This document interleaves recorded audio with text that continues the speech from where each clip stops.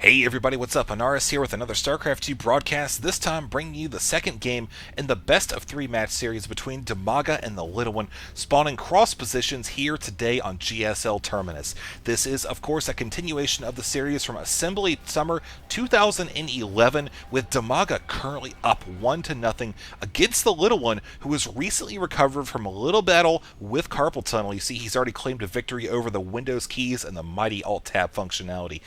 Go, Dario. You the man. So, TvZ, very, very solid performance in game number one. We saw in Shakura's Plateau, he went for that early expansion, the hatchery first to 15 supply, and it paid off big time. The Little One tried to field a strategy with that early Hellion harassment, which cross positions on a pretty decent sized map can be difficult to pull off, and TvZ had plenty of time to prepare. He already had a queen down there, he was mining off of it, and the spine crawler really helped seal the deal. So after that, the Little One really was not able to recover, and that economic advantage that TvZ had really just snowballed into a victory for him. Like I said, 1-0, so the Little One hoping to bring it back here. Looks like he's going to be opening with the same exact strategy that we saw. This could be a little bit of a risky move, especially since the fact that this is the same thing he did in game number one, and it didn't work on a smaller map. So this is going to be reliant on good scouting and basically just getting those Hellions down there as fast as humanly possible in order to take out some of those workers, assuming that TvZ opens up with the same build, which we see that he already has just dropped the hatchery a moment or two ago, going for, I think it was actually a 16 hatch instead of a 15, so feeling like he is going to be able to be quite safe here, going for this economic style play, looking for TvZ to be doing something similar to what we saw in game number one. Like I said before, if it's not broke, why change it? So that's pretty much probably TvZ's line of thinking here.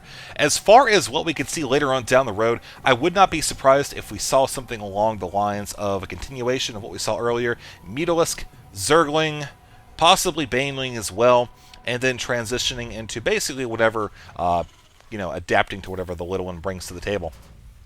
But here's the thing, that drone has already scouted out the factory. He saw that early gas timing right there. He knows that there's no more SCVs working on it as well. So he is going to be anticipating a fast Hellion, which that factory is about 3/4 the way complete. And with the Marine here as well, going to be able to deny any further scouting. This is not the Little One. TvZ down here, likewise, just pretty much working on his economy right now. He does have 2 Zerglings currently building, probably in anticipation of any further scouting from his opponent. We do have 1 drone heading back down here, and as far as actual scouts, I don't think we have any more for the Little One. Actually, no, there it is right there. I'm apparently just retarded. I thought I saw one head down and not come back up, but the SCV will be taken out by those Zerglings. They don't have the speed upgrade, but they still should be able to catch up to it. There's plenty of space between... Oh, man, they definitely will if he stops and actually tries to attack. Oh, you poor SCV, making the wrong life decisions there, buddy. That ended up costing it for you. Now, this is a deviation from the previous build already here, with both Marines being included in what looks like will be an attempt at harassment at the natural expansion, with the Hellion choosing to backtrack and try to take out that Zergling scout, which is going to be running possibly up here. I think what the Little One wants to do is deny scouting of that expansion going down, and maybe just hoping that his opponent thinks he's still going to be running a little bit more with the pressure build. But he's not quite dedicating, I feel like, quite as much to it, or at least he is getting his expansion a little bit earlier in comparison to what game number one, which again I think is a very smart move. The Little One trying to adapt to what he knows about his opponent. He knows, okay, big map, this build, if nothing else, it will give him early to mid-game map control. With these Hellions running around, Zerglings are not going to be able to control the watchtowers. And now you see there's basically a free, steady stream for units to follow down here, where the Little One is actively working on and taking out this set of destructible debris. All the while, checking out the ramp. He wants to see if there's going to be an opportunity to run in here. TvZ, of course, very smart, keeps these queens parked just outside of the natural expansion, making sure nothing can go in or out without state approval. And, of course, there's a queen there working the eggs as well. So, with the second gas going down, we'll wait and see exactly what he has planned. We have no lair just yet. I mean, we're only at the 7-minute mark or so, so that's not too surprising. He does have a decent number of Zerglings there. And also, you'll notice he's dropping that evolution chamber. This is something I've talked about previously on this map. Zergs, they really like to close down this gap a little bit. Very wide open area right there. And so this is the Zerg's attempt at kind of closing that and making it a little bit more difficult for the Hellions to run past. You know, you can just park a couple queens in there and be safe from those run-bys. So, the little one, again, realizing he's not going to be able to do any direct damage there, especially with what he has right now. He's just continuing to take out the set of destructible debris and poking in occasionally to see if he can find any weaknesses. That's the big thing. He's hoping that DIMAGA is going to let down his guard here, but again, with the queen so close to the ramp, so close to the this little spot right here, really, the little one doesn't have a lot of wiggle room for attempted run-bys there. So he's doing pretty much the best option that he has at this point, which is hoping to deny workers working at this third base right here. We do already have the hatchery up, and over here we have the lair about 4/5 complete. You're going to see that pop in just a second. And of course, DIMAGA sitting on a good chunk of gas right now. Speaking of gas, let's just take a brief look here as we have the Hellions actually trying to run around, lining a good position up in the Zerglings. Look at that great spot right there, able to just nail a huge line of them. The little one, fantastic play. Almost taken off queen there, but nice heal at the last second. Will allow DIMAGA to continue on. And now with that Zergling speed upgrade, we're going to see DIMAGA actually move back around here, trying to get into a better position, possibly hold these Hellions at bay long enough for the queens to come in. There's a nice surround, denying the little one from being able to really get out with any of these Hellions. Only one of them is going to escape, it looks like, and that might just be a temporary deal. Yes, indeed. The evacuation was merely a setback now, as the little one losing map control from the Zergling swarm. He's doing a great job here, DIMAGA, assuming control once again over the watchtowers and putting himself back on top here in the middle. Let's look at the units lost just real quick as we watch these Zerglings head back. 900 to 1400 in terms of resources. APM 186 to 169. Income, see 45 to 41 harvesters. Both players just working on two bases right now, with DIMAGA moving over to the third as we speak. And there we go. Finally, the little one. This is going to be a major adjustment from the previous game. Getting that Thor way earlier, opting for this instead of those Marines that he fell back onto, which I think this will be a really good idea. We see right now that the Roach Warren is on the way. That's a pretty typical response from the Zerg player. But with the Spire just about complete, DIMAGA may be hoping to possibly go in and do some economic damage. The little one, realizing that this is kind of part of DIMAGA's strategy, opting for that earlier Thor. I think it's going to work out very well for him. We'll see what happens here as the Blue Flame upgrade is now complete. Once again, the little one's put back on top of the food chain here in the middle of Terminus. The Zerglings running back down.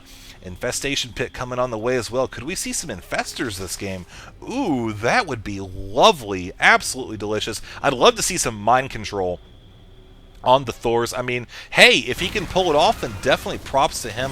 The little one continuing to try to come in and do some harassment at the mineral line. Uh-oh. He's got a free reign here in the back of the mineral line. Several drones getting taken out right there. About 4 or 5 of them so far. I think that's going to be number 6, number 7, as the Hellions are wrapped up by the mutas, popping in just in the nick of time to finish it up. Looking at the workers killed so far, 9 to 4, so not too bad. Neither player taking a dramatic hit. But with 2 additional Hellions on the way, this could actually delay the mutas a little bit more. But oh! So they're just going to run directly into it, realize, yep, he's not going to be able to live for that long, especially with those speedlings running around on the creep. It'd be rather difficult in that open area. So let's focus now on DIMAGA running back to the little one's base. We have one Thor parked already out here. We have an additional Thor actually coming out as well. Now, with this Thor, he should be able to handle those mutas without too much difficulty. But these mutas are actually, where these SCVs are continuing to mine, they're actually going to be taken out here. If DIMAGA is willing to sacrifice all of these mutas, he will be able to take out a number of SCVs. Was it worth it, though? Oh, man, 3550 to 2300 now. The little one's still sitting in a pretty good spot. We could just see 56 to 49 in terms of workers. And as far as units goes, got a few Infestors that just popped out. A few Zerglings, that's about it. But the little one, he's got a few Thors, a couple Siege Tanks. I don't think he has siege mode yet, though. No, he does not, and it looks like it was just started a second or two ago. So the little one could be in a position to do some decent damage, but by the time he gets down there, I think DIMAGA is just going to be in a fantastic spot. Neural Parasite, just about complete. Going to have enough energy on these infestors for anything that he darn well chooses in just a moment or two. And I think at best the little one could be taking out this expansion. Does he know about it yet, though? I don't think he does. No, he does not. Still trying to do any Hellion harassment that he can. But the second evolution chamber there really going to limit the maneuverability. It would be pretty much like walking into a death trap there. The little one realizes that, and he will be backing off, leaving only the Hellions to run around and do the dirty work, continuing to try to deny the scouting information for the Zerg player. Now, what's the Zerg player's options at this point? Well, he has a nice defensive force here. He's saving up plenty of energy for fungal. He's going to be in a good position, possibly to attack, depending on if he's able to bring those Thors out of the picture and try to mitigate some of that damage from the siege tanks. We see two of them, 3, 4, 5 actually. Total. So far, we look at the units tab, and, well, 30 roaches for 4 infestors, man. I don't know. Really, he's just going to... I think at best he would be able to snipe off some units, pick off some units that are out of position, such as maybe coming over, taking over the Thors, Neural Parasite, a few of them, take down the rest, and work on them one at a time. But, again, he's got to watch the position of those siege tanks, and that's something that he's not really able to do because of the fact that the little one does indeed still have map control. This poor Hellion is just like, I want an additional allowance of lunch money before I actually watch that watchtower. But DIMAGA may be looking to move out here and possibly reclaim the map with his army. I don't know. It's parked way outside of his base at the farthest away choke point for the 3 bases right here. So he is essentially guarding the entrance to all 3 spots, and he will indeed be moving out, even bringing the Queen along, possibly just be used to heal the infestors, heal the roaches, something like that. We'll wait and see how that goes. As far as the units goes, we have 6 Thors, 11 siege tanks, ladies and gentlemen. That is a lot of firepower, especially when you consider 2 weapons upgrade. The little one scanning it, he realizes what's going on, and we see he's actually focusing down the investors with the siege tanks. Fantastic play by the little one. Now he's able to bring these Thors in and wrap up the roaches. Oh, absolutely brilliant move there. Gotta hand it to the man. That was well executed. +1 to you, sir. +1. So, with all the infestors getting focus fired there down at the beginning, I would say that DIMAGA is really going to have to play defensively for a while. Well, that was a very huge loss. You know, all that energy, not only the gas that he spent, but also all of the energy here. He's going to have to wait a little while before he has that same level of functionality coming from his 5 additional infestors. He is getting a greater spire, though. So if he's able to field some Broodlords, well, how many Zerg units can you actually fit in that corner? The answer is, wow, that's about 17 or so. Pretty impressive stuff. So it looks like we're going to have Hellions. Oh, no. Infestor, oh wow, lucky. Infestor actually got out. Super lucky. Super lucky indeed, man. Terran player decided to go for 2 drones instead of that 1 infestor. And he will actually likely be losing these if he doesn't move them out. But, oh, I don't know. The roaches are looking for him. Doesn't see it, though. Doesn't see it. Man, it's getting intense. So the little one looks like he's going to be expanding out here even further, dropping a missile turret, basically in anticipation of a roach dig-by. We'll call it a dig-by instead of a run-by. But I think he is expecting some sort of harassment, using that mobility to the Zerg's advantage. Really, it would be a viable option at this point. But we can look at the income now. 68 to 83. You want to talk about viability? The little one is sitting in a fantastic spot here. His income is through the roof. He's working on his production capabilities. 2 starports currently on the way. We'll see what he's going to be doing with those. He may actually just wait and see to drop a tech lab or reactor, depending on the results of the next engagement. He's making a Viking right now, a Raven as well. Weapons 3 for the vehicles. Weapons 1 for the infantry. As the little one looks to move in and try to clear out some of this creep here, the Banshee harassment continuing down here, as it looks like he's just basically trying to get an advanced head start and basically spin down a lot of that infestor energy there with minimal effort on his part. So if he's able to come in and take out any serious amount of kills, then props to him, man. But you see those Banshees really haven't been down there for that long. They just got down there as we arrived with the camera. So we'll let them continue on their harassment way. Well, one thing I want to point out, though, the Banshees have scouted those Broodlords, so with Vikings on the way, you see he's just basically using those starports without an add-on. Again, probably just waiting to see if he really needs to switch to something later on down the road. The little one choosing not to try to force his way in through here. He knows the main is going to be just about mined out, if not mined out already, and this is going to be the most important income moving forward into this game, as the natural and the third are going to be mined out. You can see the third is dangerously low already. But yeah, the little one, sure enough, moving out, going to be looking to take this out. TvZ at this point, you see the armies or the supply count is roughly even, and look at this, money invested has been pretty similar as well. Zerg, of course, down about 15 supply there, losing out. You see one Thor left to take out the goods here. The little one does have to try to defend this expansion. I do like the placement of the barracks, forcing those roaches in between, actually taking several shots there, doing tons of damage from the splash. Very helpful indeed. And of course, there's that Raven hoping to detect any roaches that decide to burrow. I'm just combining all sorts of units, broaches and losses.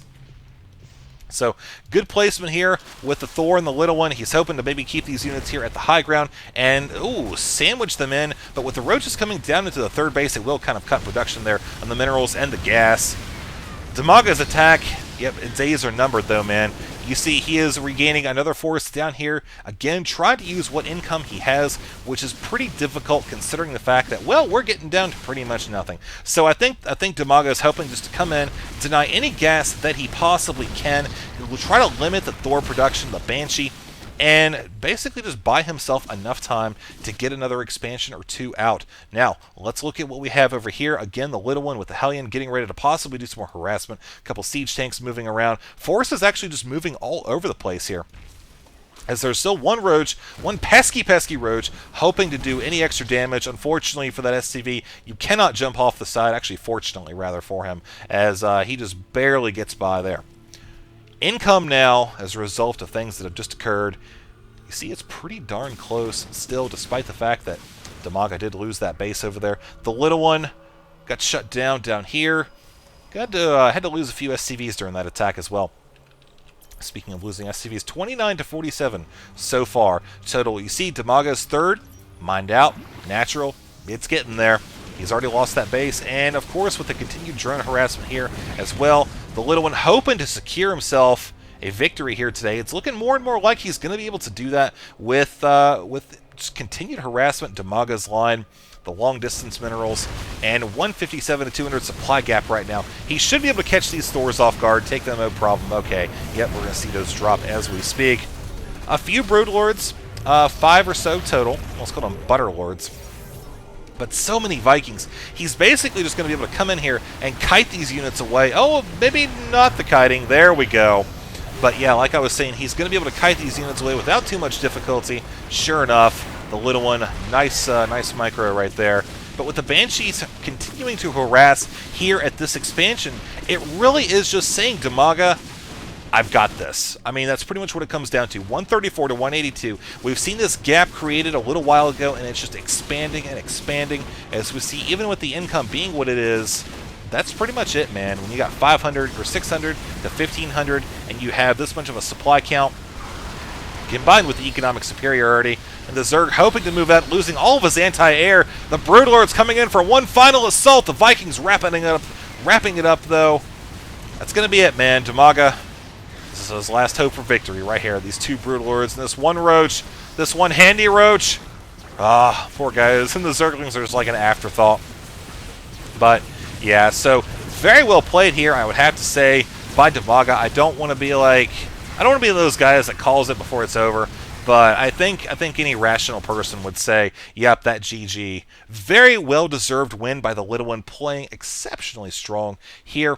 Transitioning out of that early harassment build, did great for gaining map control, and he was able to use that to his advantage, keeping the Zerg player contained down in his part of the map, not really letting him get out to take that fourth until later on, and he was able to basically just outplay him. Good game, man, from both players. Nice harassment, nice tactics. Let's go on to game number 3. We're tied up 1-1. Let's see how it ends.